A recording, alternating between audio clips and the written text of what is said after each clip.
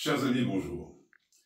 Suite au succès de la vidéo sur l'examen des troisième années de 2023, et comme je viens de retomber quasiment par hasard sur les images du spectacle de fin d'année de cette même année 2023 pour les classes amateurs, première et deuxième année pro des courses outre-elles, je me suis dit que ça pourrait vous intéresser de voir tous ces jeunes gens affronter et Molière, et Marivaux, et Hugo, et le public.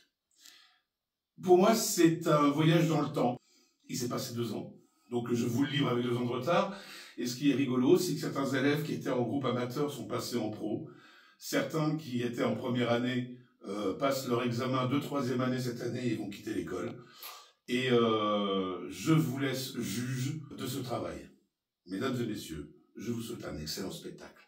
Vous vous calez bien, vous prenez un truc à siroter, à grignoter, vous vous abonnez, vous cliquez sur la petite cloche et je vous souhaite un excellent spectacle. Vous avez le droit de pleurer, vous avez le droit de rire, il y a de la tragédie, il y a de la comédie. C'est un patchwork, comme on dit en bon français de France. En bon français, c'est on dit un peu pourri, je trouve ça un peu moyen, ça sera un peu la... En tout cas, bon spectacle et à tout à l'heure.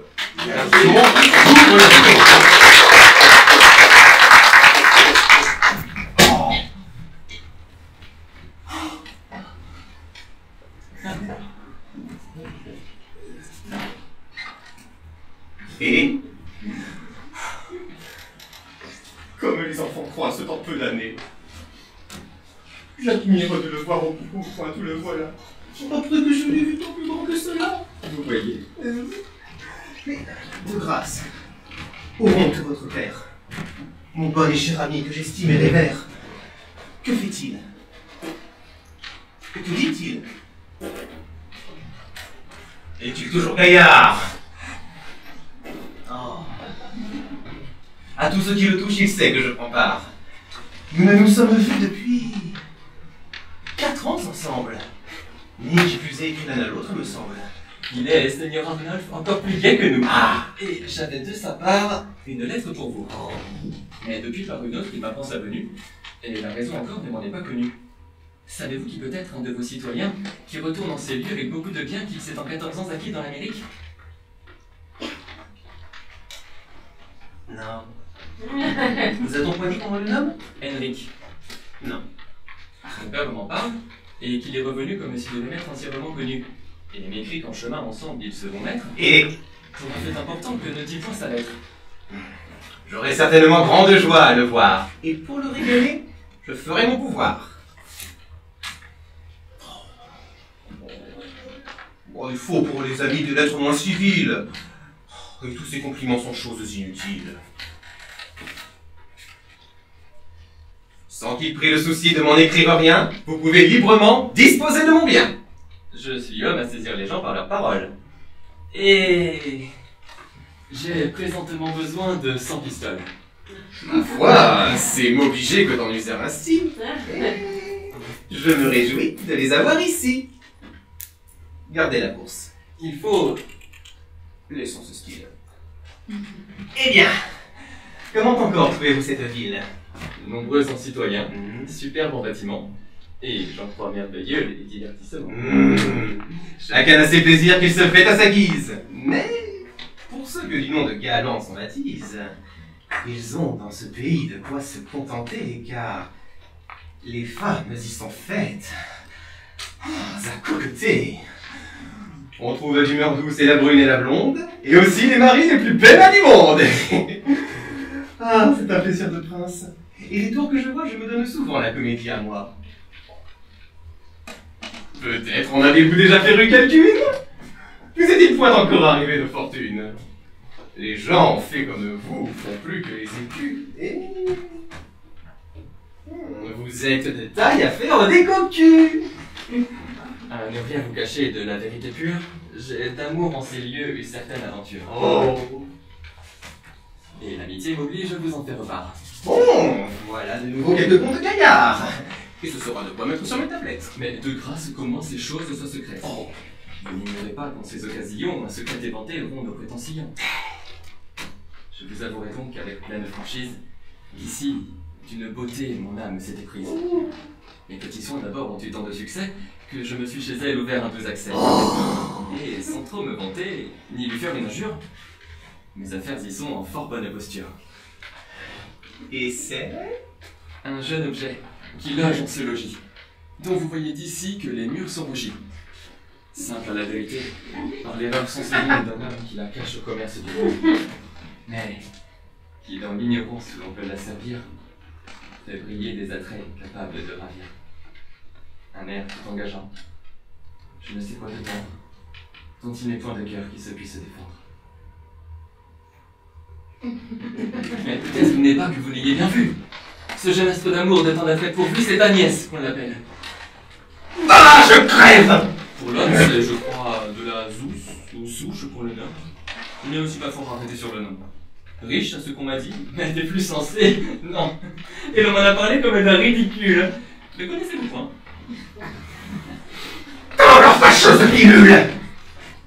Vous ne dites mot. Ah oui, je le connais. C'est un fou, n'est-ce pas? Qu'en dites-vous? Quoi?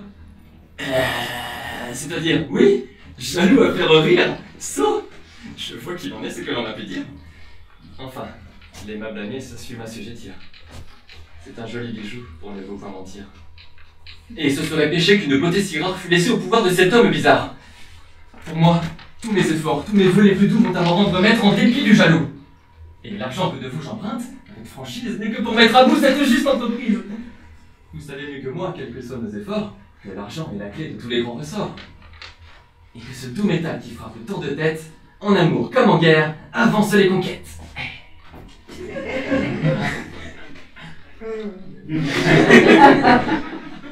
Vous me semblez chagrin.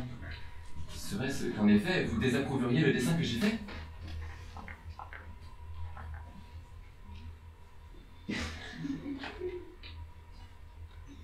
Non, c'est que je songeais.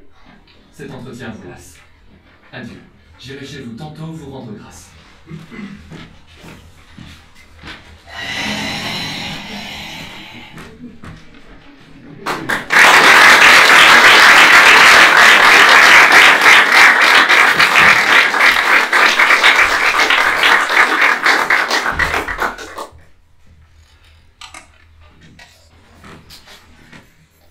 Ami, prépare-moi des palmes immortelles. Le monde m'est soumis, nos époux sont rebelles.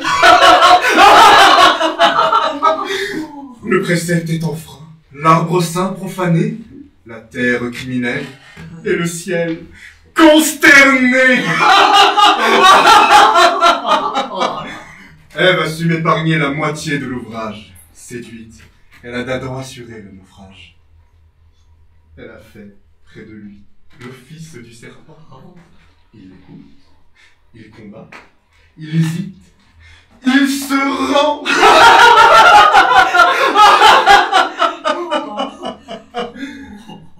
J'ai vu manger le fruit et par l'un et par l'autre. Je l'ai vu. Quel triomphe est plus grand que le nôtre. Rien ne peut s'égaler à mon ravissement. Que le ciel, en effet, soit dans l'étonnement. Malgré ces légions, nos conquêtes s'achèvent. Couverts de ces carreaux, les vaincus se relèvent. Du monarque des dieux.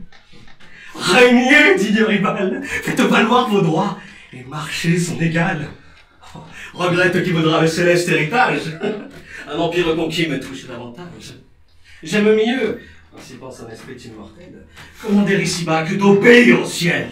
Entre ce monde et nous, il n'est plus de barrière. J'ouvre à nos chérubins une immense carrière. Qu'ils sortent désormais de leur gouffre profond et viennent moissonner dans des champs plus féconds. J'attire sur Adam la colère céleste. À sa postérité, ce coup sera funeste. Il va peupler l'enfer de nouveaux habitants. Nos trônes dans les cieux demeureront vacants. Nous pourrons, mon cher malheureux, voir les races futures, loin de nous succéder, partager nos tortures. Doux espoirs qui d'abord a charmé mes esprits, et dont un crime heureux devient le digne prix. Oh, le péché règne d'ombre. Déjà d'un vol sinistre, s'étend de nos fureurs ce fidèle ministre, que la mort avec lui parcourant l'univers, de son souffle funeste, empoisonne les airs, et que, sur vos autels, encensés par les crimes, elle immole toujours de nouvelles victimes. Sans doute contre Adam, l'arrêté prononcé. Arrête! Hélas, quel dieu Moloch ai-je offensé? Je triomphe, il est vrai, mais sa toute-puissance vient m'alarmer encore au sein de la vengeance. Je ne sais, malgré moi, quel noir pressentiment semble me présager un nouveau châtiment.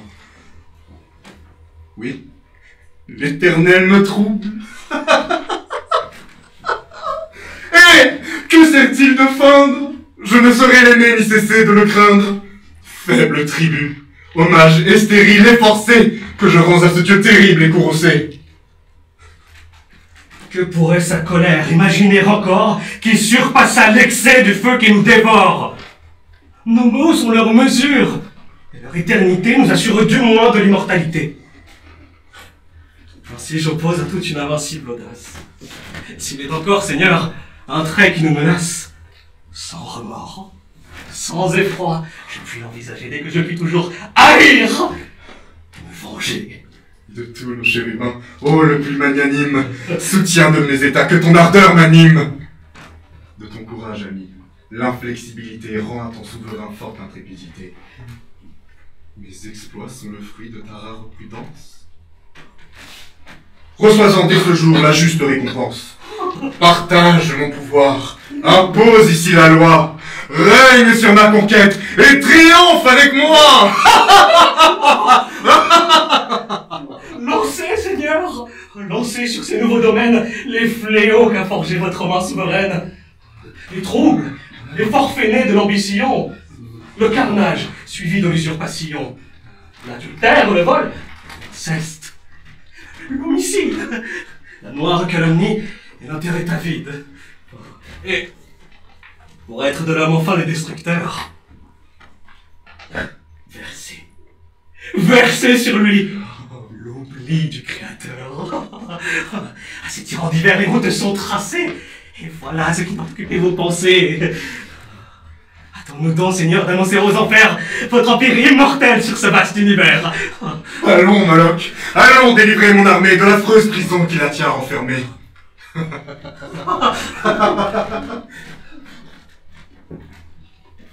Adam vient dans ces lieux déplorer ses malheurs.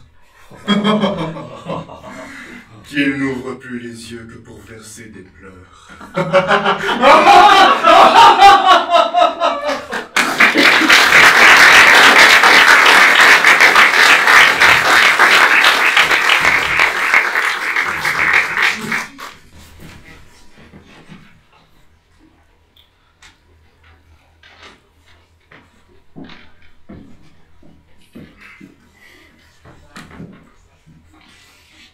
Quelle grâce nouvelle à mes regards surpris la rend encore plus belle. Madame, le Sénat, en m'envoyant au roi, n'a point à lui parler et limiter mon emploi. Rome, à qui la vertu fut toujours respectable, envers vous aujourd'hui croit la sienne comptable d'un témoignage ardent dont l'éclat met au jour ce qu'elle a pour la vôtre et d'estime et d'amour. Je n'ose ici mêler mes respects ni mon zèle avec les sentiments que j'explique pour elle. Non, c'est Rome qui parle. Et malgré la grandeur que me prête le nom de son ambassadeur, quoiqu'enfin le Sénat n'ait consacré ce titre qu'à s'annoncer des rois et le juge et l'arbitre, il a cru que le soin d'honorer la vertu ornait la dignité dont il m'a revêtu.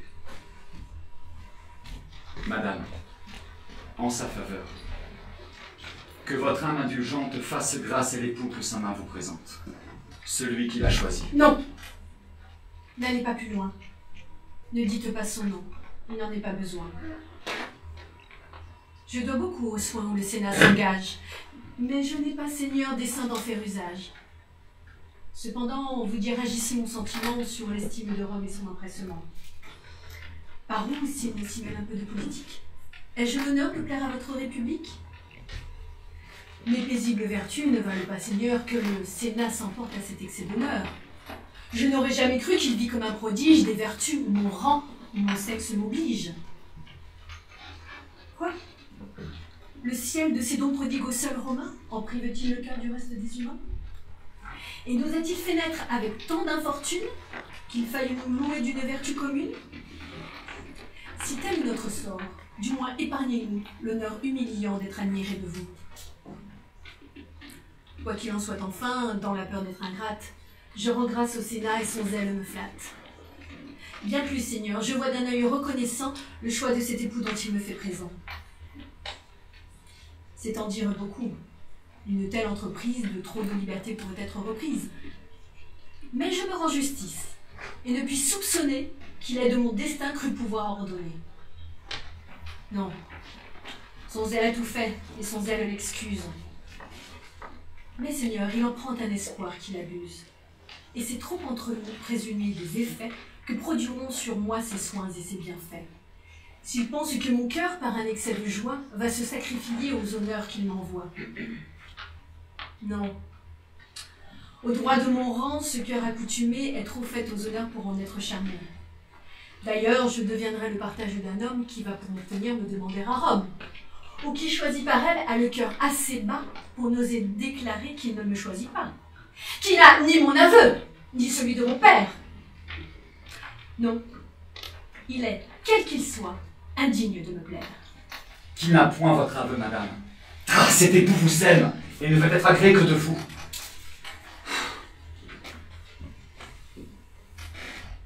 Quand les dieux, le Sénat, et le roi votre père hâteraient en ce jour une union si chère, si vous ne confirmiez leur favorable vœu, ils vous aimeraient trop pour vous honorer trop roi. Un feu moins généreux serait-il votre ouvrage? Pensez-vous qu'un amant que Laodie s'engage pût attendre de révolte encourager son cœur, qu'il voulût malgré vous usurper son bonheur? Dans celui que Rome aujourd'hui vous présente, ne voyez qu'une ardeur timide, obéissante, fidèle, et qui, bravant l'injure des refus, durera. Mais s'il faut, ne se produira plus. Perdez donc les soupçons qui vous avaient aigris, arbitre de l'amant dont vous êtes chéri. Que le courroux du moins n'ait dans ce même instant nulle part dangereuse à l'arrêt qu'il attend. Je vous ai tu son nom, mais mon récit peut-être, et le vif intérêt que j'ai laissé paraître, sans en expliquer plus, vous instruisent à passer. Quoi? Seigneur, vous seriez? Et que dis-je, cessez? Et n'éclaircissez point ce que j'ignore encore? J'entends qu'on me recherche et que Rome m'honore. Le reste est un secret où je ne dois rien voir. Vous m'entendez assez pour m'ôter tout espoir. Il faut vous l'avouer, je vous ai trop aimé. Et pour dire encore plus, toujours trop estimé, pour me laisser surprendre à la crédule erreur de supposer quelqu'un digne de votre cœur. Il est vrai que nos voeux, le ciel souvent propice, pouvaient en ma faveur disposer Laodice. Mais après vos refus qui ne m'ont point surpris, je ne m'attendais pas encore à des mépris, ni que vous feignissiez de ne pouvoir reconnaître l'infortuné penchant que vous avez vu naître. Un pareil entretien a duré trop longtemps, Seigneur. Je plains des feux si tendres, si constants. Je voudrais que pour eux le sort plus favorable eût destiné mon cœur à leur être équitable. Mais je ne puis, Seigneur, et des liens si doux quand je les aimerais ne sont point faits pour nous. Oubliez-vous quel rang nous tenons l'un et l'autre? Vous rougiriez du mien, je rougirai du vôtre. Qu'entends-je, moi, madame? Osez m'estimer plus? N'êtes-vous pas romaine avec tant de vertu? Pourvu que ce cœur partage ma tendresse. Non, c'est en vain que le vôtre m'empresse. Et quand même l'amour nous unirait tous deux. Achevez! Qui pourrait m'empêcher d'être heureux? Vous aurez-on promise? Et le roi votre père aurait-il? N'accusez ni le cause étrangère. Je ne puis vous aimer, Seigneur, et vos soupçons ne doivent point ailleurs en chercher des raisons.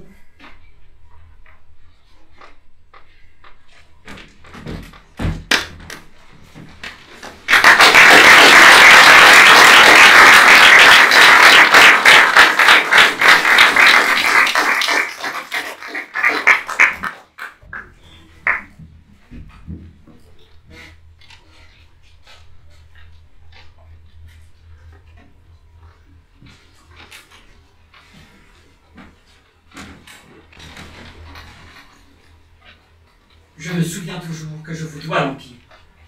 Et sans vous fatiguer du soin de le redire, votre bonté, madame, avec tranquillité, pouvait se reposer sur ma fidélité. Aussi bien ses soupçons, ses plaintes assidues ont fait croire à tous ceux qui les ont entendus que jadis, j'ose ici vous le dire entre nous, vous n'aviez sous mon nom travaillé que pour vous. Tant d'honneur, c'est-il, et tant de déférence. Sont ceux de ces bienfaits de faible récompense? Quel crime a donc commis ce fils tant condamné? Est-ce pour obéir qu'elle l'a couronné? N'est-il de son pouvoir que le dépositaire? Non que si jusque-là j'avais pu vous complaire, je n'eusse pris plaisir, madame, à vous céder ce pouvoir que vos cris semblaient redemander. Mais Rome veut un maître, et non une maîtresse. Vous entendiez les bruits qui excitaient ma faiblesse. Le Sénat chaque jour, et le peuple, irrité de souire par ma voix dictée vos volontés, publiait quand mon rang Claude, avec sa puissance, m'avait enfin laissé sa simple obéissance. Vous avez vu 100 fois nos soldats en courroux, porter en murmurant leurs aides devant vous. Honteux de rabaisser par cet indigne usage les héros dont encore elles portent l'image. Tout autre se serait rendu à leur discours.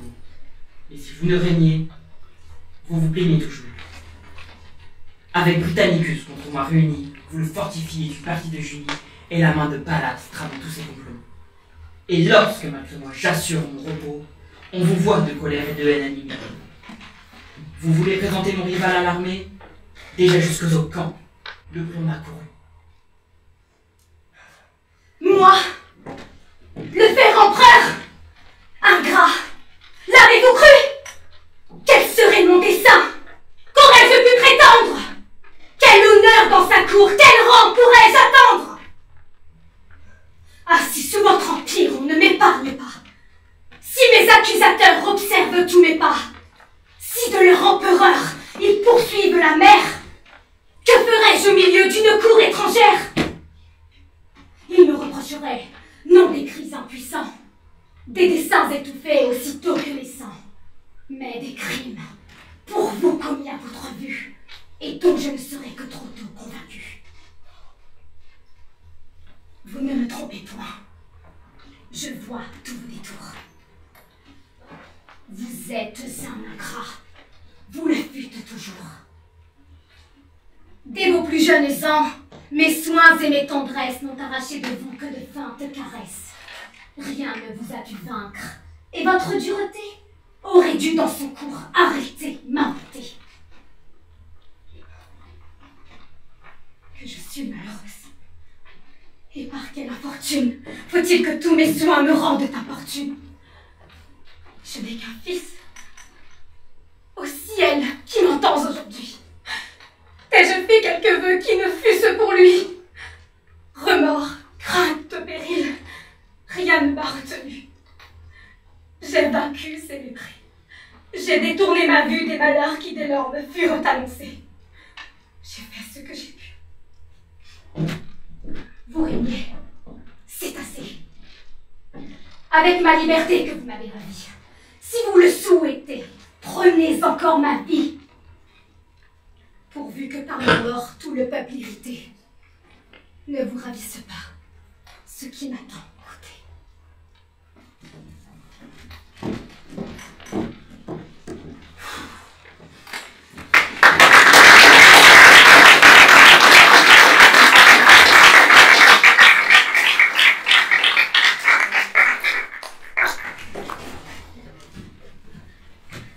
Modérez donc, Seigneur, cette fureur extrême. Je ne vous connais plus. Vous n'êtes plus vous-même. Souffrez. Non! Tes conseils ne sont plus de saison. Pilate, je suis là d'écouter la raison. C'est traîné trop longtemps ma vie et mon supplice. Il faut que je l'enlève ou bien que je périsse. Le dessein en est pris, je le veux achever. Oui, je le veux. Eh bien, la faute enlevée, j'y consens. Mais songez cependant où vous êtes. Que croira-t-on de vous à voir ce que vous faites? Dissimulez. Calmez ce transport inquiet. Commandez à vos yeux de garder le secret. Ces gardes, cette cour, l'air qui vous environne, tout dépend de Pyrrhus et surtout Hermione. À ces regards surtout cachez votre cour. Oh Dieu, en cet état, pourquoi la cherchez-vous? Que sais-je de moi-même, étais-je alors le maître? La fureur m'emportait et je venais peut-être menacer à la fois l'ingrate et son amant. Et quel était le fruit de cet emportement? Et quelle âme, dis-moi, ne serait éperdue du coup dont ma raison vient d'être confondue? Il épouse, dit-il, Hermione demain. Il veut pour m'honorer la tenir de ma main. Ah, plutôt cette main dans le sang du barbare accusé! Seigneur de ce destin bizarre. Cependant, tourmenté de ses propres desseins, il est peut-être à plaindre autant que je vous plains. Non, non, je le connais. Mon désespoir le flatte. Sans moi, sans mon amour, il dédaignait l'ingrate. Ses charmes jusque-là n'avaient pu le toucher, le cruel ne l'apprend que pour me l'arracher. Adieu s'en était fait. Rien ne gagnait pour jamais de sa vue, elle était éloignée. Son cœur entre l'amour et le dépit confus pour se donner à moi n'attendait qu'un refus. Ses yeux s'ouvraient, Pylade. Elle écoutait au reste, lui parlait, le plaignit. Un mot tu fais le reste. Vous le croyez? Et quoi, ce courroux enflammé contre un ingrat? Jamais il ne fut plus aimé! Pensez-vous qu'Empirus vous l'aurait accordé? Qu'un prétexte tout près ne lui parut tarder? M'en croirez-vous, lassé de ces trompeurs attraits? Au lieu de l'enlever, fuyez-la pour jamais. Quoi? Votre amour se veut chargé d'une furie qui vous détestera? Qui, toute votre vie, regrettant un hymen tout prêt à s'achever, voudra... C'est pour cela que je veux l'enlever. Tout lui rirait, Pylade. Et moi, pour mon partage, je n'emporterai donc une inutile rage. J'irai loin d'elle encore, tâcher de l'oublier. Non. Non, à mes tourments, je veux l'associer. C'est trop gémir tout seul, je suis là qu'on me plaigne. Je prétends qu'à mon tour l'inhumaine me craigne et que ses yeux cruels à pleurer condamnés me rendent tous les noms que je leur ai donnés. Voilà donc le succès qu'aura votre ambassade. En reste ravisseur! Et qu'importe, Pylade. Quand nos états vengés jouiront de mes soins, l'ingrate de mes pleurs jouira tellement. Que me servira que la graisse manière, tandis que je serai la faible de l'éther? Que veux-tu? Mais s'il faut ne te rien déguiser, mon innocence enfin commence à me peser.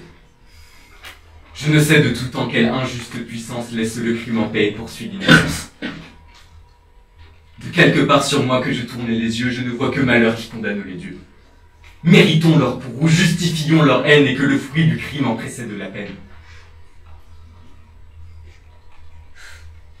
Mais toi, par quelle erreur veux-tu toujours sur toi détourner un courroux qui ne cherche que moi? Assez trop longtemps mon amitié t'accable, évite ta malheureux, abandonne un coupable. Cher Pylade, crois-moi, ta pitié te séduit. Laisse-moi des périls dont j'attends tous les fruits. Porte au grec cet enfant que Pyrrhus m'abandonne, va-t'en. Allons, Seigneur, enlevons Hermione. Au travers des périls, un grand cœur se fait jour. Que ne peut l'amitié conduite par l'amour? Allons de tous vos Grecs, encouragez le zèle. Nos vaisseaux sont tout prêts, et le vent nous appelle. Je connais de ce palais tous les détours obscurs. Vous voyez que la mer en vient battre les murs? Et cette nuit, sans peine, une secrète voie jusqu'en votre vaisseau conduira votre proie.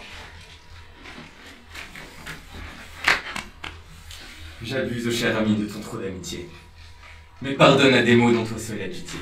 Excuse un malheureux qui perd tout ce qu'il aime, que tout le monde hait et qui se hait lui-même. Que ne puis-je à mon tour dans un sort plus heureux? Dissimulez, Seigneur, c'est tout ce que je souhaite. Gardez qu'avant le coup votre dessein n'éclate. Oubliez jusque-là qu'Hermione est ingrate. Oubliez votre amour. Elle vient, je la vois. Va-t'en, réponds-moi d'elle et je réponds de moi.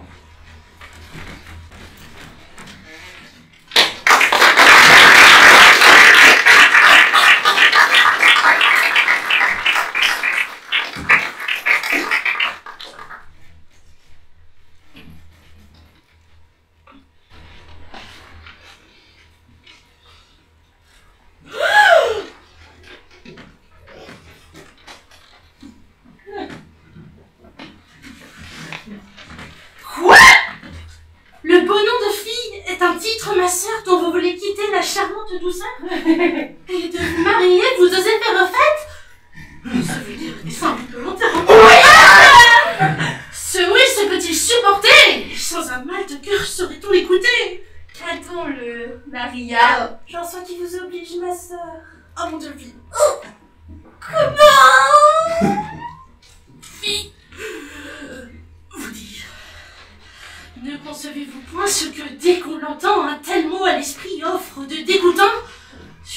étrange image n'est pas lui blesser. Sur quelle sale vue il traîne la pensée. N'en frissonnez-vous point. Et pouvez-vous, ma sœur, aux suites de ce mot, résoudre votre cœur? Les suites de ce mot, quand je les envisage, me font voir un mari, des enfants, un ménage. Et je ne vois rien là, si j'en puis raisonner, qui blesse la pensée et fait se frissonner. De tels attachements au ciel sont pour vous plaire. Et qu'est-ce qu'à mon âge on a de mieux à faire que d'attacher à soi, par le titre d'époux, un homme qui vous aime et soit aimé de vous. Et de cette union de tendresse suivie, se faire les douceurs d'une innocente vie, ce ne bien assortit-il pas des appâts? Mon Dieu, que votre esprit est d'un étage bas.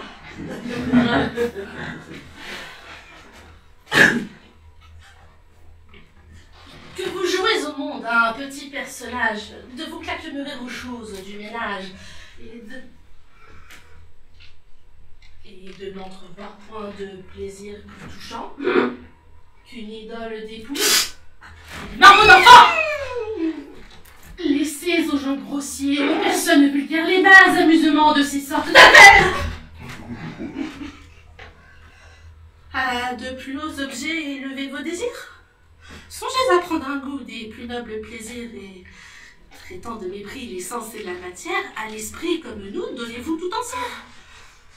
Vous avez notre mère en exemple à vos yeux, que du nom de savante on honore en tout lieu. Tâchez ainsi que moi de vous montrer sa fille. Aspirez aux clartés qui sont dans la famille, et vous rendez sensible, charmante douceur, que l'amour de l'étude épanche dans les cœurs.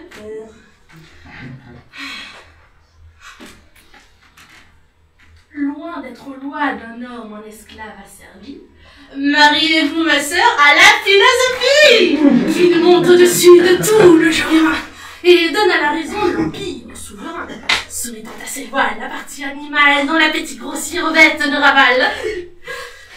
Ce sont là les beaux feux, les doux attachements qui doivent de la vie occuper les moments, et les soins où je vois tant de femmes sensibles me paraissent aux yeux des pauvretés horribles.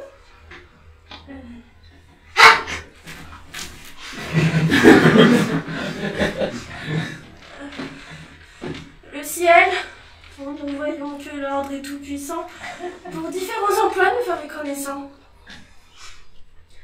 Et tout esprit n'est pas composé d'une étoffe qui se trouve taillée à faire un philosophe.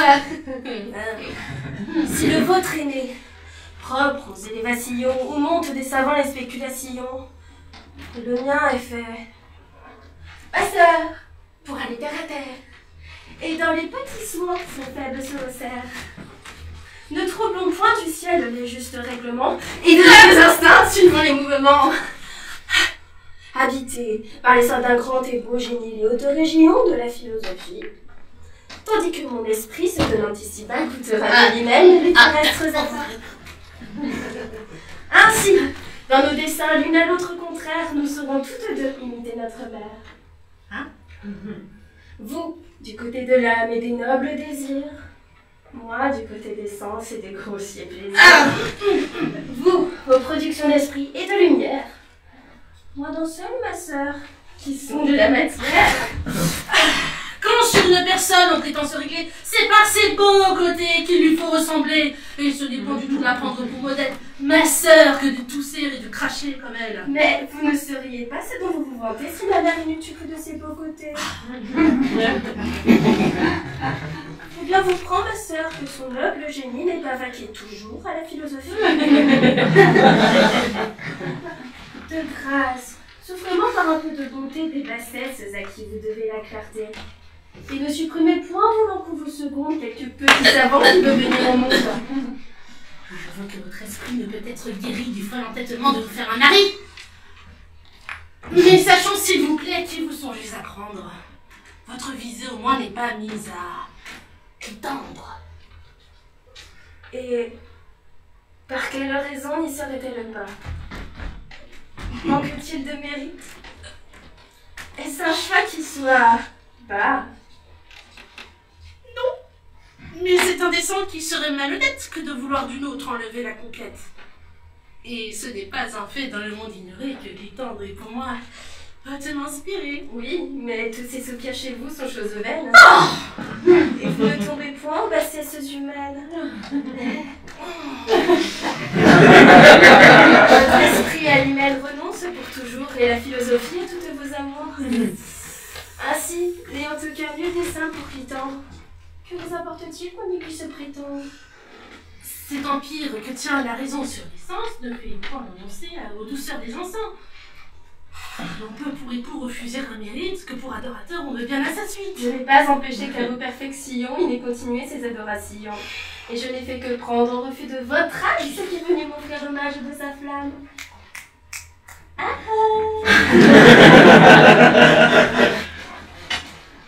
Mais à l'offre des vœux d'un amant dépité, trouvez-vous, je vous prie, entière sûreté? Croyez-vous pour vos yeux sa passion bien forte et qu'en son cœur, pour moi, toute flamme soit morte? Il me l'a dit, ma sœur. Et pour moi, je le crois. Ne soyez pas ma sœur d'une si bonne foi et croyez quand il dit qu'il me quitte et vous aime qu'il y songe pas bien et se trompe lui-même. Je le sais. Mes enfants, si c'est votre plaisir, il nous est bien aisé de nous en éclaircir. J'en ai pas ce qui vient. Et sur cette matière, il pourra nous donner une pleine lumière.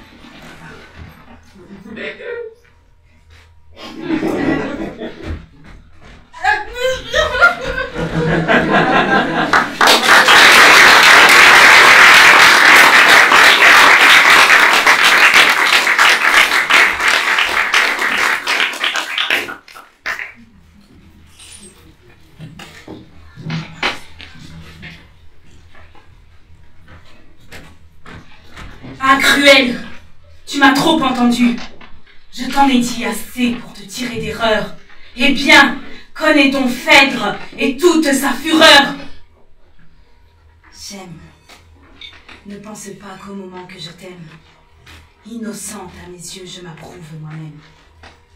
Ni que du fol amour qui trouble ma raison. Ma lâche complaisance et nourrit le poison. Objet infortuné des vengeances célestes, je m'abhorre encore plus que tu ne me détestes. Les dieux m'en sont témoins, ces dieux qui dans mon flanc ont allumé le feu fatal à tout mon sang. Ces dieux qui se sont fait une gloire cruelle de séduire le cœur d'une faible mortelle.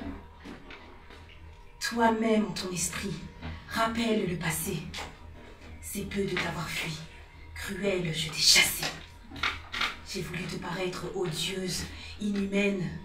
Pour mieux te résister, j'ai recherché ta haine. De quoi m'ont profité mes inutiles soins? Tu me haïssais plus, je ne t'aimais pas moins. Tes malheurs te prêtaient encore de nouveaux charmes. J'ai langui, j'ai séché dans les feux, dans les larmes. Il suffit de tes yeux pour t'en persuader. Si tes yeux, un moment, pouvaient me regarder. Que dis-je? Cet aveu que je te viens de faire, cet aveu si honteux, le crois-tu volontaire? Tremblante pour un fils que je n'osais trahir, je te venais prier de ne le point haïr. Faible projet d'un cœur trop plein de ceux qu'il aime. Hélas, je ne t'ai pu parler que de toi-même. Venge-toi, punis-moi d'un odieux amour. Digne fils du héros qui t'a donné le jour, délivre l'univers d'un monstre qui t'irrite. La veuve de Thésée ose aimer Hippolyte. Crois-moi, ce monstre affreux ne doit point t'échapper. Voilà mon cœur, c'est là que ta main doit frapper. Impatient déjà d'expier son offense, au-devant de ton bras je le sens qui s'avance. Frappe, ou si tu le crois indigne de tes coups, si ta haine m'envie un supplice si doux, ou si d'un sang trop vil ta main serait trempée, au défaut de ton bras, prête-moi ton épée. Donne.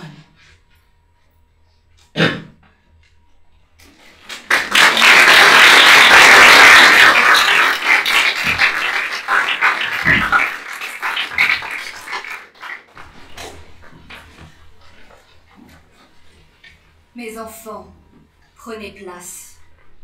Enfin voici le jour, si doux à mes souhaits, si cher à mon amour, où je puis voir briller sur une de vos têtes ce que j'ai conservé parmi tant de tempêtes, et vous remettre un bien, après tant de malheurs, qui m'a coûté pour vous tant de soins et de pleurs.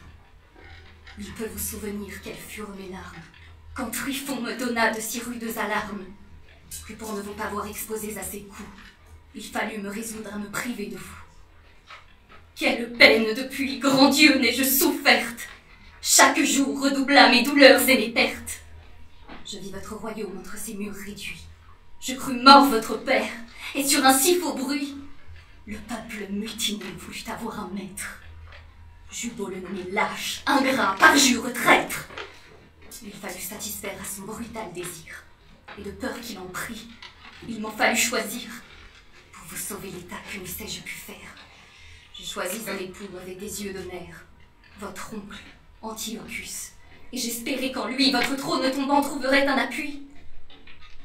Mais à peine son bras en relève la chute, que par lui de nouveau le sort me persécute. Maître de votre état, par sa valeur sauvée, il s'obstine à remplir ce trône relevé. Qui lui parle de vous tire sa menace. Il n'a défait Tryphon que pour prendre sa place et de dépositaire et de libérateur. Il s'érige en tyran et lâche usurpateur. Sa main l'en a puni, pardonnons à son ombre. Aussi bien en un seul, voici des mots sans nombre. Nicanor, votre père, mon premier époux. Mais pourquoi lui donner encore des noms si doux, puisque l'ayant cru mort, il ne sembla revivre que pour s'en dépouiller afin de nous poursuivre? Passons, je ne me puis souvenir sans trembler du coup dont j'en péchais qui nous put accabler. Je ne sais s'il est digne ou d'horreur ou d'estime, c'est plutôt Dieu ou non, c'est plus justice ou crime. Mais soit crime ou justice, il est certain, mes fils, que mon amour pour vous fit tout ce que je fis. Ni celui des grandeurs, ni celui de la vie ne jeta dans mon cœur cette aveugle furie.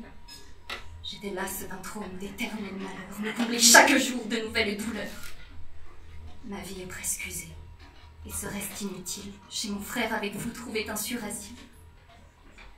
Mais voir, après 12 ans et de soins et de maux, un père vous ôter le fruit de mes travaux.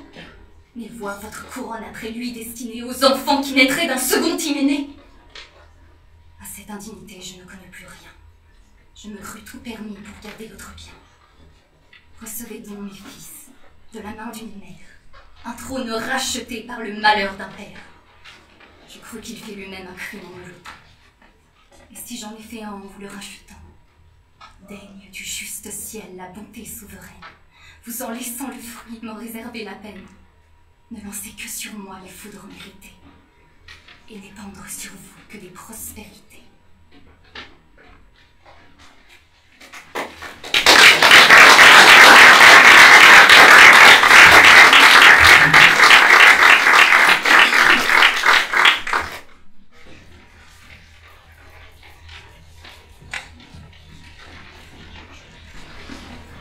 Oh mon Dieu, qu'est-ce encore? Que vient-on de m'apprendre? Vous allez m'expliquer. Ma mère, regardez. L'heure est belle de calme et d'oiseaux attardés. Comme avec douceur le soir perd sa dorure.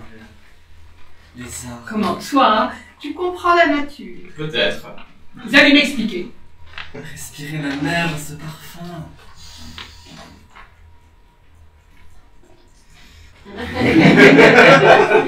les bois sont entrés avec lui dans la chambre. Expliquez-moi, vous dis.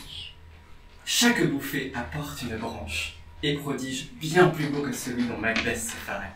Ce n'est plus seulement ma mère, la forêt qui marche comme folle. Ce parfum dans le soir, c'est la forêt qui vole. Comment, toi, maintenant, poétique? Il paraît. Écoutez, une valse. Et banale, on dirait. Mais elle s'en oublie en voyageant. Peut-être qu'en traversant ces bois que fréquenta le maître, autour d'une fougère ou près d'un cyclamen, elle aura rencontré l'âme de Beethoven. Quoi? La musique aussi? Quand je veux. Mais ma mère, je ne veux pas. Je hais les sons et leurs mystères. Et devant un beau soir, je sens avec effroi quelque chose de blond qui s'attendrit en moi. C'est quelque chose en toi, mon enfant. C'est moi-même. Je ne l'aurais pas dit. Tu le hais. Je vous aime. Alors, songe un peu plus au tort que tu m'as fait. Mon père et mes terniques pour nous furent parfaits. Ainsi, quand le décret devait te faire compte, j'ai dit non, compte non. Au moins duc, ça compte. Tu es duc de Reichstadt. Seigneur de Grosse-Bohème, Tirade, Tirnovan, Schwaben, Kronbornitschen, si je prononce mal, pardon. Encore était-ce malaisé de régler le rang de votre Altesse, d'être dans un décret courtois, prudent, exact. Rappelez-vous combien ces gens ont eu de tact. Tout s'est passé de la façon la plus légère. On n'a pas prononcé le nom de votre père. Pourquoi n'a-t-on pas mis né de père inconnu? Oh, tu peux être le prince avec ton revenu le plus aimable de l'Autriche, et le plus riche. Le plus riche? Et le plus aimable. De l'Autriche.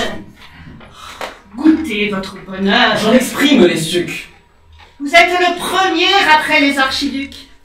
Et vous épouserez un jour quelque princesse ou quelque archiduchesse, ou bien quelque... Sans cesse, je revois, tel qu'enfant je l'entrevise un jour, son petit trône au dossier rond comme un tambour, et d'un or qu'a rendu plus divin Sainte Hélène. Au milieu du dossier, petite et simple laine, la lettre qui dit non au temps. Mais je revois laine dont il marquait à l'épaule les rois. Les rois dont vous avez du sang par votre mère. Je n'en ai pas besoin de leur sang. Pourquoi faire? Ce fameux héritage. Il me semble mesquin. Quoi? Vous n'êtes pas fier du sang de Charles Quint? Non, car d'autres que moi le portent dans leurs veines. Mais lorsque je me dis que j'ai là, dans les miennes, celui d'un lieutenant qui de Corse venait, je pleure en regardant le bleu de mon poignet. France! À ce jeune sang, le vieux ne peut que nuire. Si j'ai du sang des rois, il faut qu'on me le tire. Taisez-vous! Et d'ailleurs, que dis-je? Si j'en eus, je suis sûr que depuis longtemps je n'en ai plus. Les deux sangs ont en moi dû se battre et le vôtre aura comme toujours été chassé par toi, duc de Reichstadt! Oui, Metternich se croit avoir écrit sur ma vie duc de Reichstadt. Mais on sait au soleil la page diaphane, le mot Napoléon est dans le filigrane. Mon fils! Duc de Reichstadt, avez-vous dit? Non, non. Savez-vous quel est mon véritable nom? C'est celui qu'au prater, la foule qui s'écarte murmure autour de moi. Le petit Bonaparte! Je suis ton fils! Regarde ton fils! Tu me fais mal!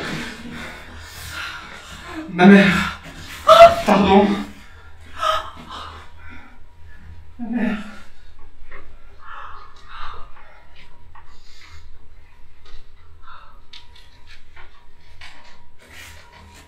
Allez, Zomal. Oubliez ce que j'ai dit là. C'est du délire. Vous n'avez pas besoin même de le redire, ma mère Metternich. Non, je n'ai pas besoin. La valse, avec douceur, vient de reprendre loin. Non, ne lui dites rien. Cela vous évite des ennuis. Oubliez. Vous oubliez si vite. Ben, Salah, à votre vie heureuse. Est-ce que ce front-là est fait pour qu'il y ait si nombre d'ailes noires? Ah, je vous aime plus que vous n'osez me croire. Et ne vous occupez de rien, pas même au Dieu d'être fidèle. Allez, je le serai pour vous.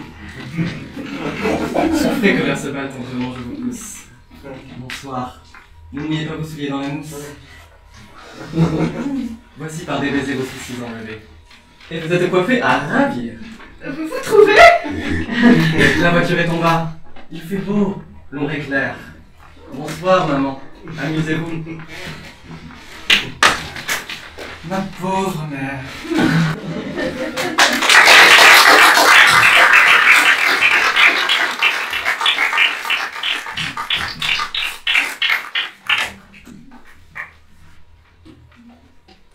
Mon frère, s'il vous plaît, ne discourons point tant, et que chacun de nous vive comme il l'entend. Bien que sur moi, des ans, vous ayez l'avantage, et soyez assez vieux pour devoir être sage, je vous dirai pourtant que mes intentions sont de ne prendre point de vos corrections, que j'ai, pour tout conseil, ma fantaisie à suivre, et me trouve fort bien de ma façon de vivre. Mais chacun la condamne. Oui, des fous comme vous, mon frère. Grand merci, le compliment est doux. Je voudrais bien savoir, puisqu'il faut tout entendre, ce que ces beaux censeurs en moi peuvent reprendre. Cette farouche humeur, dont la sévérité fuit toutes les douceurs de la société, à tous vos procédés inspire un air bizarre, et jusque à l'habit vous ranchez-vous barbares. Il est vrai qu'à la mode il faut m'assujettir, et ce n'est pas pour moi que je me dois vêtir. Ne voudriez-vous point par vos belles sornettes, monsieur mon frère aîné, car Dieu merci vous l'êtes d'une vingtaine d'ans à ne vous harceler, et cela ne vaut point la peine d'en parler.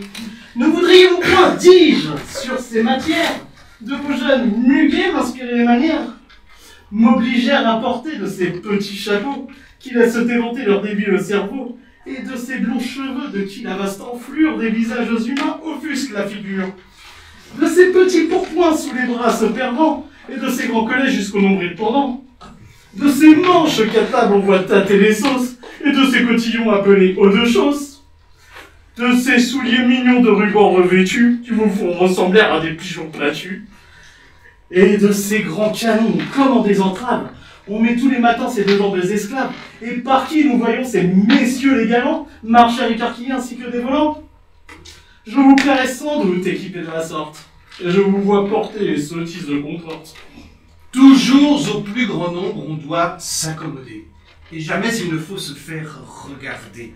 L'un et l'autre excès choquent, et tout homme bien sage doit faire des habits, ainsi que du langage, n'est rien trop affecté, et sans empressement, suivre ce que l'usage y fait de changement. Mon sentiment n'est pas qu'on suive la méthode de ceux qu'on voit toujours renchérir sur la mode, et qui, dans ces excès dont ils sont amoureux, seraient fâchés qu'un autre eût été plus loin qu'eux. Mais je tiens qu'il est mal, sur quoi que l'on se fonde, de fuir obstinément ce que suit tout le monde, et qu'il vaut mieux souffrir être au nombre des fous que du sage parti se voir seul contre tous. Cela sans son vieillard, qui pour en faire un croire cache ses cheveux blancs d'une perruque noire.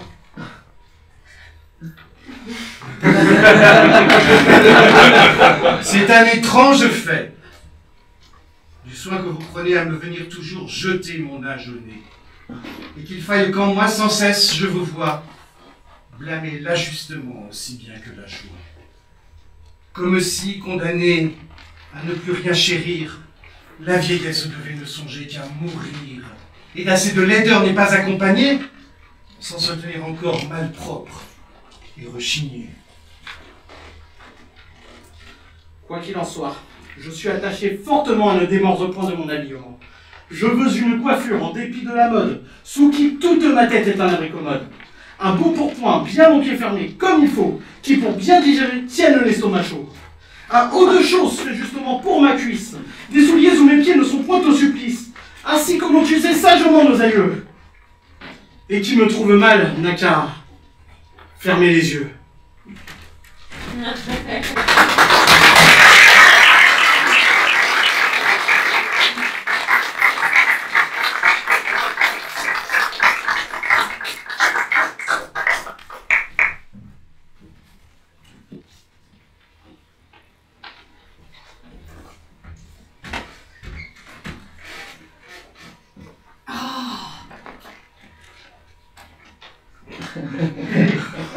J'ai pris le jour à Douvres. Et là, mes parents, je passais en repos des jours indifférents. Vous savez à quel jeu l'enfance nous convie? Ces jeunes passe-temps limitaient mon envie. Et j'ai durant 15 ans vu le flambeau du jour, sans avoir ni senti, ni vu celui d'amour. Mais là que le tyran de nos belles années a bien depuis ce temps changé mes destinées. J'honorais de mes voeux ces profanes autels, et je donnais mon cœur au plus beau des mortels. Toutes les qualités et toutes les caresses qui peuvent aux amants procurer leur maîtresse. Tout ce qu'un honnête homme a de plus ravissant. Oh, je l'admirais, madame, en ce soleil naissant.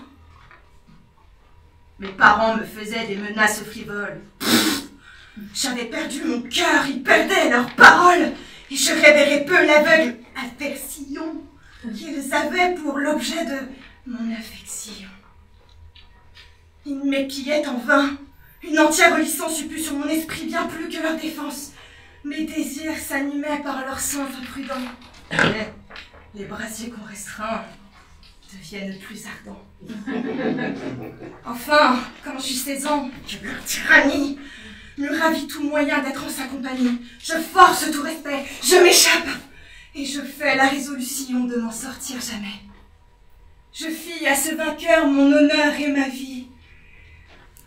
Hélas, sa passion égalait mon envie. Je sais qu'il partageait ma flamme et mon ennui, et qu'on n'aima jamais plus ardemment que lui. Nous fuyons déguiser nos parents et nos peines. Nous cherchons un séjour sur les humides plaines, et, forcés d'obéir à la nécessité, commettons la constance à l'infidélité. La mer fut longtemps calme, et les vents et leurs grottes reposaient sans dessein d'exercer nos pilotes. Nous nous jurions sans cesse une immuable foi, et nous mourions d'amour, ce bel amant et moi. Oh, Neptune en fut jaloux, et cet effroi des hommes fit dessein d'engloutir nos corps et nos flammes. On n'a jamais parlé d'un orage si prompt. Il s'enfle de colère, il se ride le front, fait tenir à nos gens des routes inconnues, et jette à bon hiver notre nef dans les nues.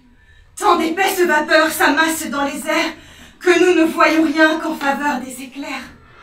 Le pilote est troublé, son adresse est frivole, le vent nous enveloppe et le navire vole. Jugez de nos frayeurs, c'est agréablement, ses bras entre les miens serrés, entre les miens étroitement. Ne crains rien, me dit-il. Le ciel est moins barbare que d'empêcher l'effet d'une amitié si rare. Nous vivrons, ma déesse. Il m'appelait ainsi, et son juste pouvoir me doit tirer d'ici. À ces mots, il me laisse, et partant de prière, implore de là-haut la fin de nos misères. Que les dieux n'avaient pu refuser du secours à des vœux si pressants. S'ils n'eussent été sourds. Le vent en un instant accroît sa violence, et là ce qui suivit m'ordonne le silence. Madame, épargnez-moi des discours superflus, et parce que j'ai dit, jugez qu'il ne vit plus. Depuis, sous cet habit, sans suite et vagabonde, je pleure et pleurerai ce miracle du monde.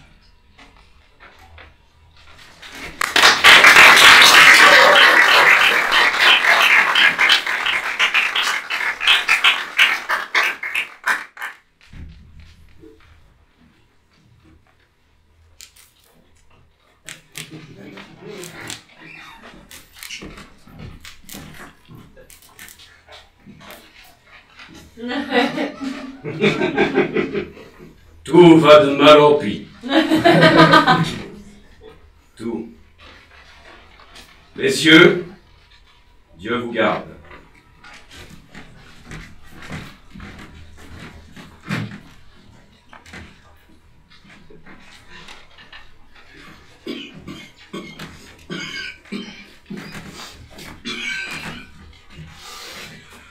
Ah, j'ai bien mal dormi, monsieur de Bellegarde. Mais sire, on ne dort plus maintenant. N'est-ce pas? Tant l'État marche au gouffre et se hâte à grands pas. Ah, sire, il est guidé d'une main forte et large. Oui, le cardinal-duc porte une lourde charge. Sire. À ces vieilles mains, je devrais l'épargner, mais, duc, j'ai bien assez de vivre sans régner. Sire, le cardinal n'est pas vieux. Bellegarde, franchement, nul ici n'écoute et ne regarde.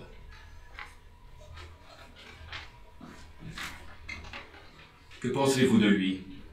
De qui, sire? De lui. De l'éminence? Oui. Mon regard ébloui peut se fixer à peine. Est-ce votre franchise? Pourtant, point d'éminence ici, rouge ni grise, pas d'espions.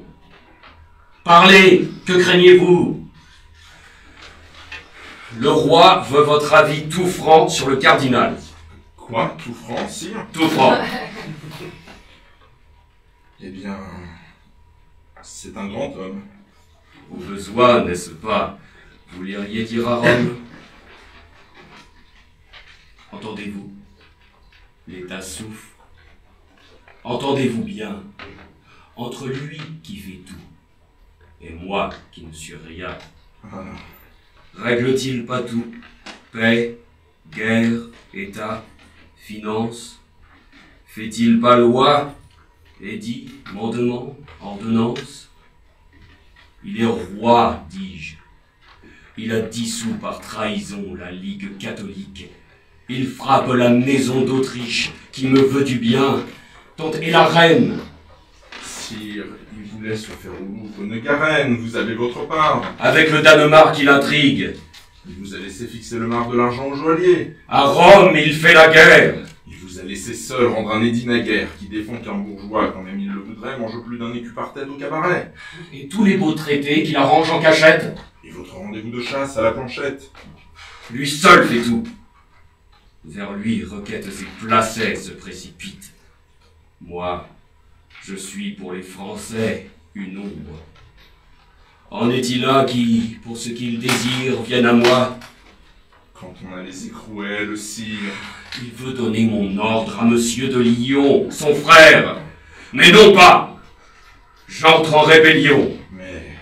On m'a dégoûté des siens. Sire, l'envie. Sa nièce, Combalet, mène une belle vie. La médisant. Il a 200 gardes à pied. Mais il n'en a que 100 à cheval. C'est pitié. Sire, il sauve la France. Oui, duc. Il perd mon âme. D'un bras, il fait la guerre à nos païens, l'infâme. De l'autre, il signe un pacte aux huguenots suédois.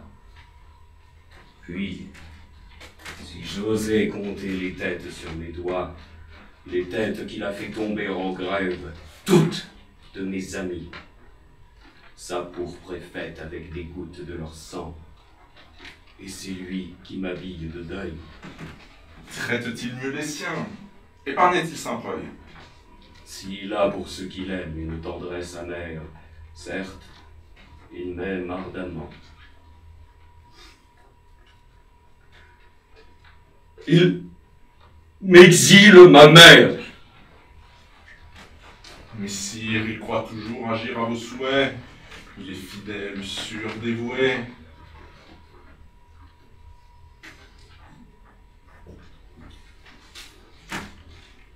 Je le hais. Il me gêne. Il m'opprime. Et je ne suis ni maître, ni libre. Moi, qui suis quelque chose peut-être.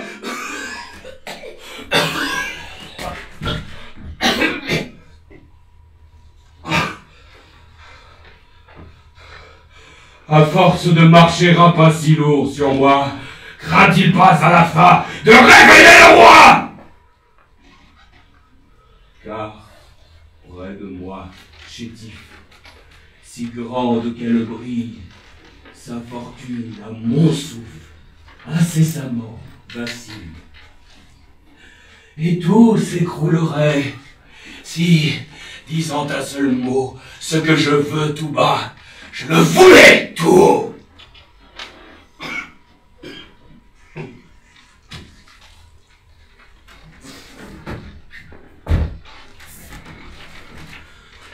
Cet homme fait le bon mauvais, le mauvais pire.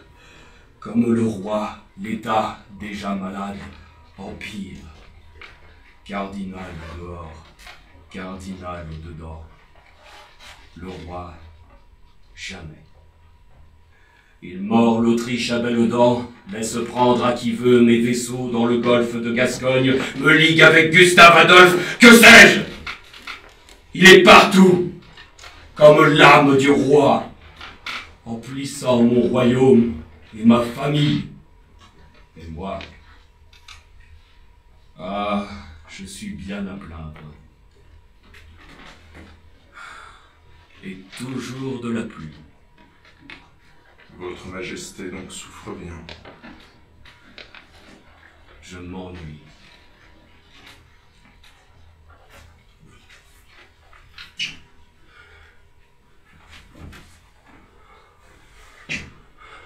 Moi, le premier de France, en être le dernier, je changerai mon sort au sort d'un braconnier. Oh, chasser tout le jour en vos allures franches, d'avoir Réa qui vous gêne, et dormir sous la branche, rire des gens du roi, chanter pendant l'éclair, et vivre libre au bois, comme l'oiseau dans l'air.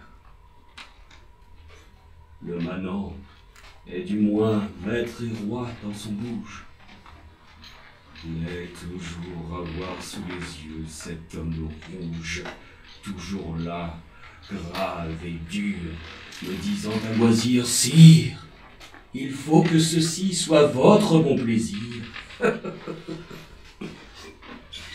Dérision. Cet homme au peuple me dérobe. Comme on fait d'un enfant, il me met dans sa robe, et quand un passant dit « Qu'est-ce donc que je vois dessous le cardinal ?» on répond « C'est le roi. » Puis, ce sont tous les jours quelques nouvelles listes. Hier des huguenots, aujourd'hui des duellistes dont il lui faut la tête. Un duel. Le grand forfait. Mais les têtes, toujours. Qu'est-ce donc qu'il en fait?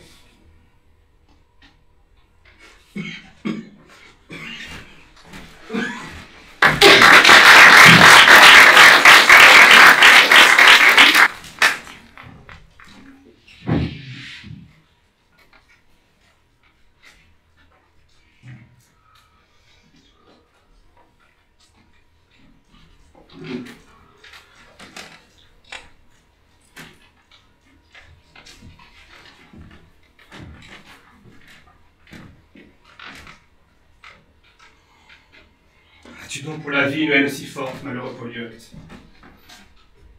Et la loi des chrétiens ordonne-t-elle ainsi d'abandonner les tiens? Je ne hais point la vie et j'en aime l'usage, mais sans attachement qui sentent l'esclavage, toujours prête à la rendre au Dieu dont je la tiens. La raison me l'ordonne et la loi des chrétiens. Et je vous montre à tous par là comme il faut vivre, si vous avez le cœur assez bon pour me suivre. De suivre dans l'abîme où tu te veux jeter. Mais plutôt dans la gloire où je m'en fais monter. Donne-moi pour le moins le temps de la connaître. Pour me faire un chrétien, serre-moi de qui ta lettre. Et ne dédaigne pas de m'instruire en ta foi, ou toi-même à ton Dieu. Tu répondras de moi. N'en riez point, Félix, il sera votre juge. Vous ne trouverez point devant lui de refuge. Les rois et les bergers sont d'un même rang. De tous les siens sur vous, il vengera le sang. Je ne répondrai plus. Et quoi qu'il en arrive, dans la foi des chrétiens, je souffrirai qu'on vive. J'en serai protecteur. Non, non, persécuté.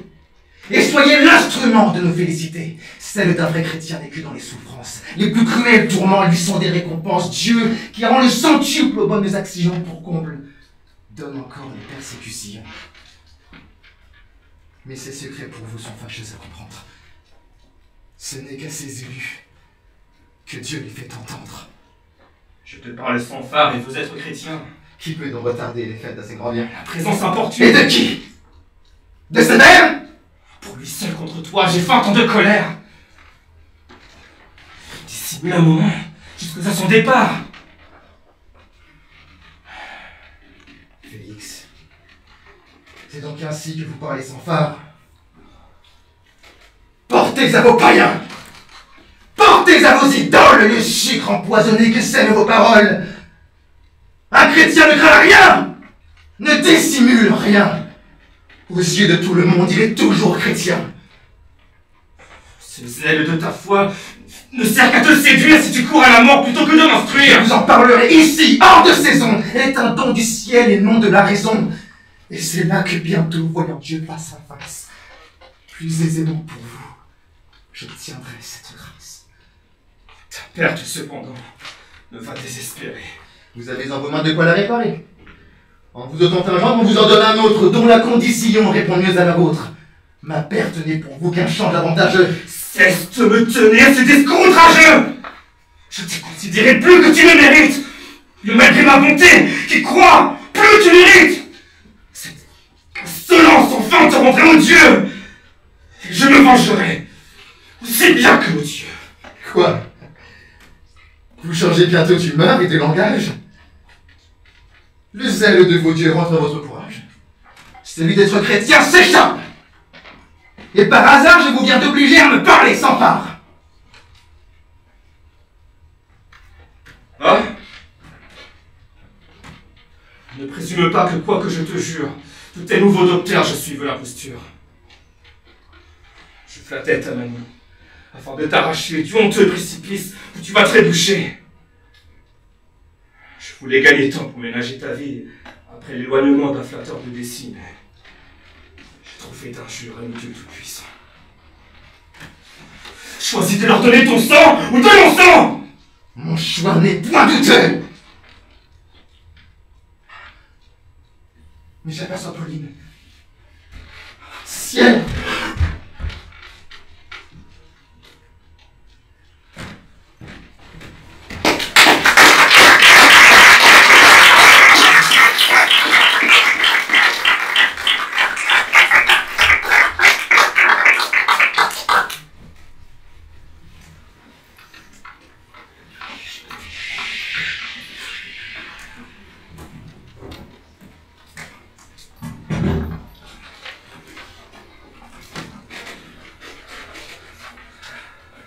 Seuls, ils m'ont tous laissé.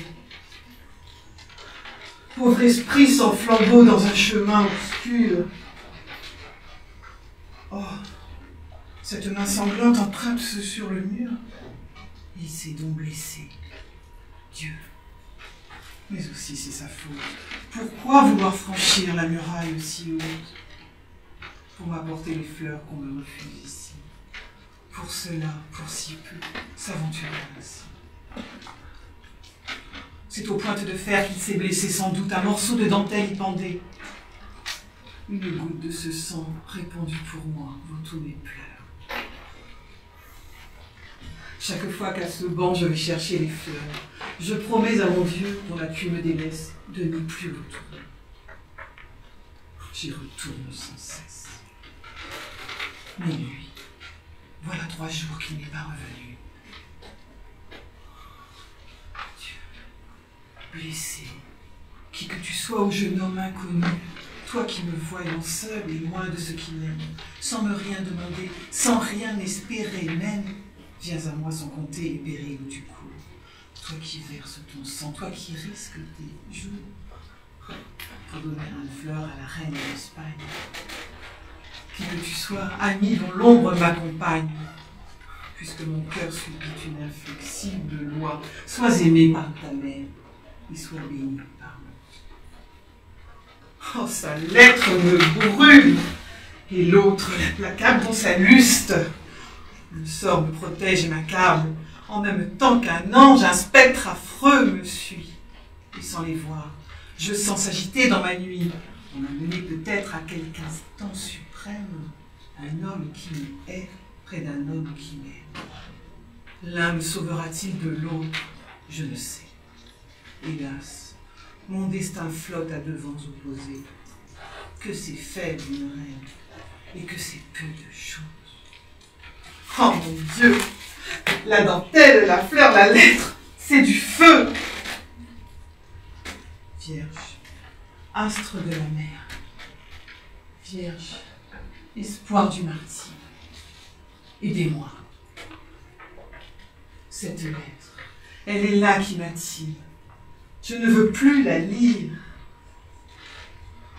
Ô reine de douceur, vous qu'à tout affligé Jésus donne pour sœur, venez, je vous appelle. Oui, je vais la relire. Une dernière fois, après je la déchire. Hélas, depuis un mois, je dis toujours cela. Madame, sous vos pieds, dans l'ombre, un homme est là qui vous aime, perdu dans la nuit qui le voile, qui souffre, vers de terre amoureux d'une étoile, qui pour vous donnera son âme, s'il le faut, et qui se meurt en bas, quand vous brillez en haut. Quand l'âme a soif, il faut qu'elle se désaltère, fût-ce dans du poison. Je n'ai rien sur la terre, mais enfin, il faut bien que j'aime quelqu'un, moi. Oh, s'il avait voulu, j'aurais aimé le roi. Mais il me laisse ainsi, seul, d'amour privé. Une lettre du roi! Du roi! Je suis sauvée!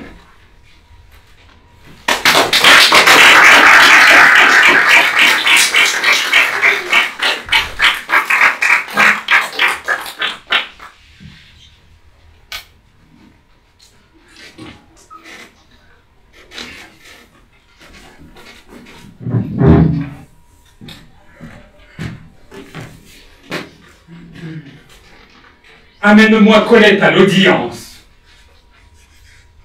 L'affaire est grave et de grande importance.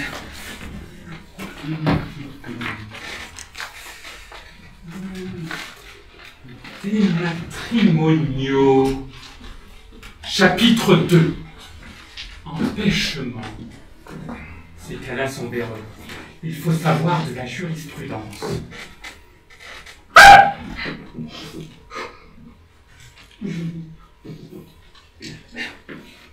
Approchez-vous.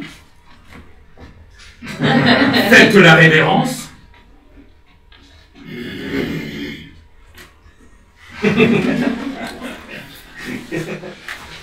Colette, il faut d'abord dire son nom. Vous l'avez dit, je suis Colette. Bon. Colette, il faut dire ensuite son âge. N'avez-vous pas 30 ans et davantage? Fis donc, monsieur, j'ai 20 ans, tout au plus. Ça 20 ans? Vaste. Ils sont bien révolus. L'âge de monsieur ne fait rien à la chose. Et jeune ou non, sachez que je m'oppose à tout contrat qu'un Mathurin sans foi ne fera jamais avec d'autres que moi. Vos oppositions seront notoires. Ça, vous avez des raisons péremptoires. J'ai 100 raisons.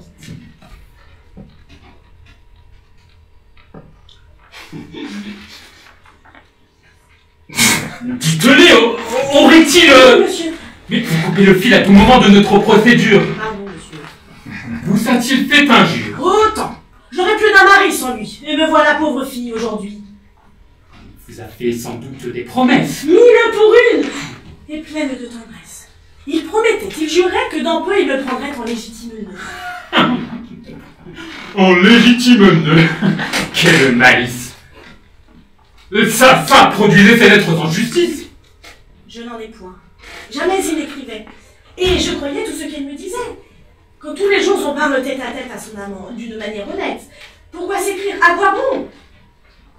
Mais, du moins, au lieu d'écrire, vous avez des témoins. Moi? Pas du tout. Mon témoin, c'est moi-même. Est-ce qu'on prend des témoins quand on s'aime? Et puis, monsieur, pouvais-je deviner que Mathurin osait m'abandonner?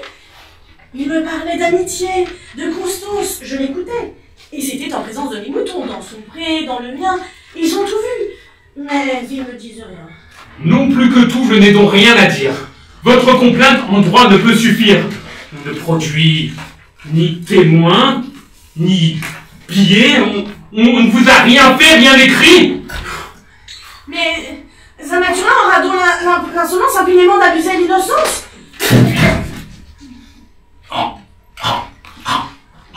En abuser? Mais vraiment, c'est un cas épouvantable, et vous n'en parliez pas.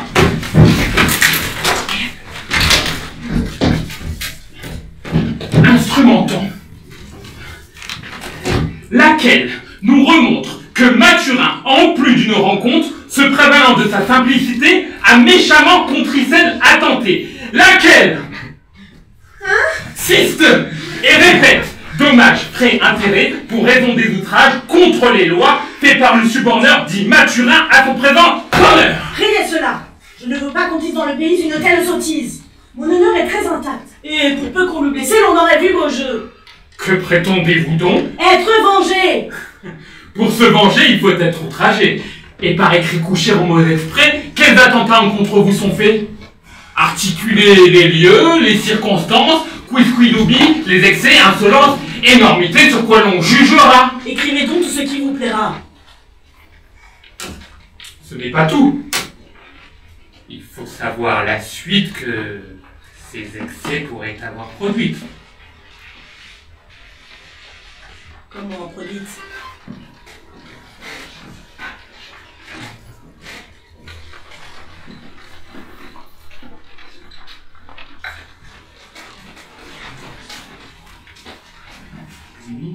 Et traître rien ne produit rien. Qu'entendez-vous?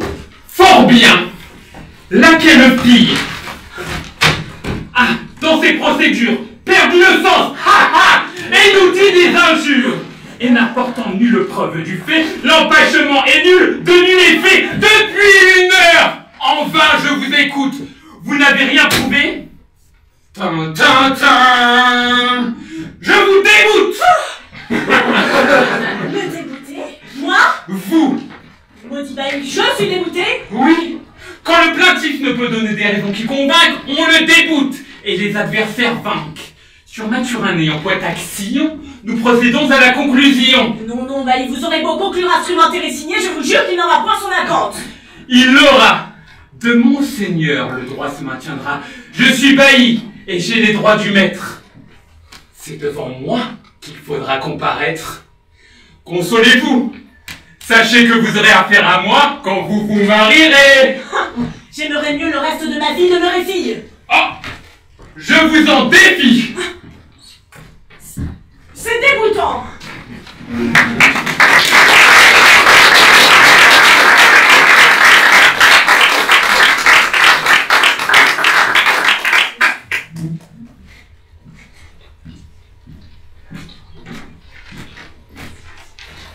Et que faudrait-il faire?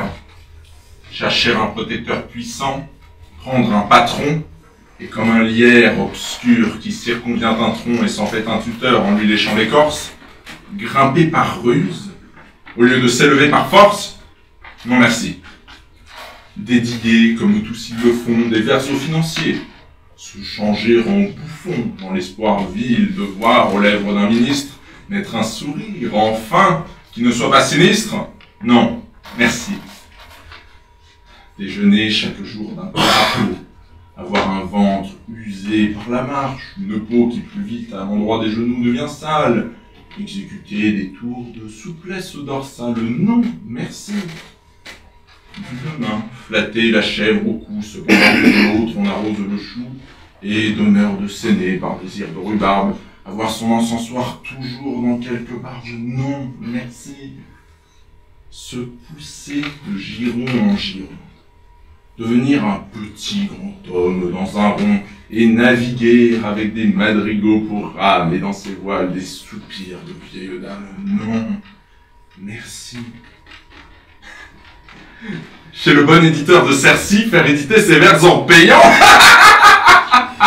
Non, merci. Les faire renommer pape par les conciles, que dans des cabarets tiennent des imbéciles. Non, merci. Travailler à se construire un nom sur un sonnet, au lieu d'en faire d'autres. Non, merci. Ne découvrir du talent qu'aux mazettes. Être terrorisé par de vagues gazettes et se dire sans cesse: oh, pourvu que je sois dans les petits papiers du Mercure François. Non, merci. Calculer, avoir peur, être blême, préférer faire une visite qu'un poème, rédiger des placets, se faire représenter. Non merci, non merci, non merci. Mais chanter, rêver, rire, passer, être seul, être libre, Avoir l'œil qui regarde bien, la voix qui vibre. Mettre, quand il vous plaît, son feutre de travers, pour un oui, pour un non, se battre ou faire un verre. Travailler sans souci de gloire ou de fortune, à tel voyage auquel on pense dans la lune. Ne jamais rien écrire qui ne soit de sortie, et, modeste d'ailleurs, se dire mon petit, sois satisfait des fleurs, des fruits, même des feuilles, si c'est dans ton jardin à toi que tu les cueilles. Puis, s'il advient d'un peu triompher par hasard, ne pas être obligé d'en rien rendre à César, vis-à-vis de soi-même en garder le mérite. Bref, dédaignant d'être le lierre parasite, lors même qu'on n'est pas le chêne ou le tilleul, ne pas monter bien haut peut-être, mais tout seul.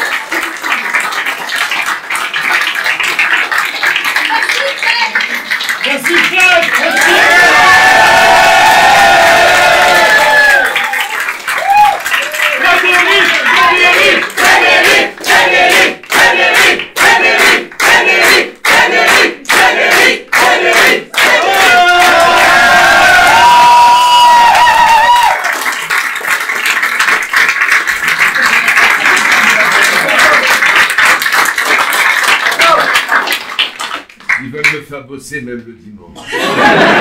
C'est la fête des pères très chers et notre père de théâtre. C'est pas faux. Bref, bravo, jeunes gens, merci. N'oubliez jamais, gardez vos programmes en souvenir, faites-les encadrer, vous les connaissez dans un boulet, dans un carton de souvenirs. Dites-vous qu'un jour, quand vous verrez tel ou tel troll sur un grand écran ou à la Comédie Française, ou au Théâtre des Variétés, ou peu importe, à l'Odéon, vous les aurez vus un jour de canicule. Rendez-vous d'ailleurs quand c'était chez Soutrel. Eh ouais!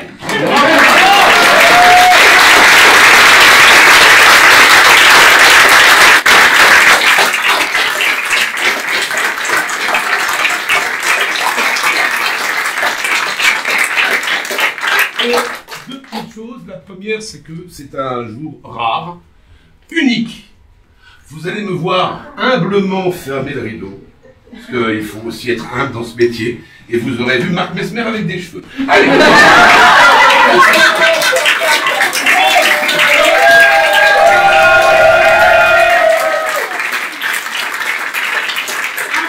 secours!